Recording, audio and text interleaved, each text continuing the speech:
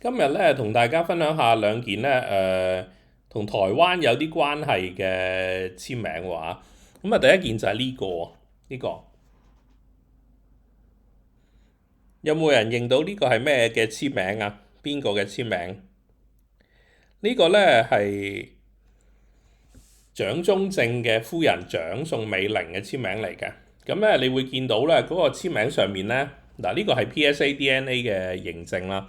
你會見到咧上面個名咧係寫住 Madam Chang 嘅 Madam Chang，因為咧嗰陣時佢去抗戰啊、抗日戰爭嘅時候咧，佢去美國度國會演講啊、籌款啊、出書啊等等啦。咁其實佢都係用蔣夫人呢個名義去講嘅。咁所以變咗咧，外國人咧喺個 database 度咧都係 Madam Chang，即係蔣夫人咁係啦，蔣夫人咁樣樣咯。咁啊，呢個就係蔣宋美齡嘅簽名啦。咁我係大概係20年前買嘅，咁就舊年度咧就攞咗去 PSA DNA 度認證啦，咁樣。咁啊呢個咧就係20年前買嘅時候，佢已經本身我買嘅時候咧係有一張 certificate 俾我嘅，不過咧嗰個就係一個 dealer 出嘅 certificate 啦，咁就嗰個公認性冇咁大啦，咁我所以就攞咗去 PSA DNA 度認證啦。咁通常你認證咗之後咧，嗰個價值都會提升好多嘅，係啊，提升好多嘅。因為個 dealer 賣一樣嘢俾你，佢出張 cert 俾你，其實係個價值唔係好高噶嘛，嗰張 cert。因為你同佢係有利益關係嘅，即係佢賣一樣嘢俾你，咁佢梗係話係真噶啦。咁所以變咗就你最好就係有一個獨立第三方去認證，咁就變咗係喺市場上面嘅價值就會高啲啦。咁另一張分享下嘅今日嘅咧就係李登輝嘅簽名啊，李登輝。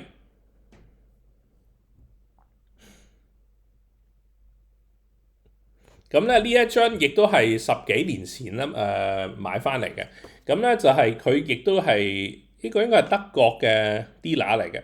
咁佢咧就係亦都有張 cert 俾我啦。咁當然啦，呢張 cert 就唔係第三方嘅獨立認證啦。咁但係當時我亦都有問佢係點樣攞翻嚟嘅。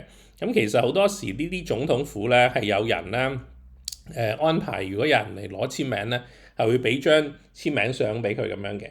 咁嗰個問題就係呢三個字究竟係咪李登輝簽嘅咧？咁樣樣咁其實咧最後我哋都係唔知道嘅。咁咧就係，但係我哋喺市場上面咧都係會公認咧。多數都通常都係會認咧，就係你寄去嗰個總統府或者係嗰個 office 嗰度啦，咁然之後翻嚟嘅咧，咁呢個都係當佢係佢嘅簽名啦。咁如果你話真係要100%肯定嘅話，咁當然你最好係親自佢經過嘅時候，你俾佢去簽，然之後拍低，咁你先至可以100%肯定啦。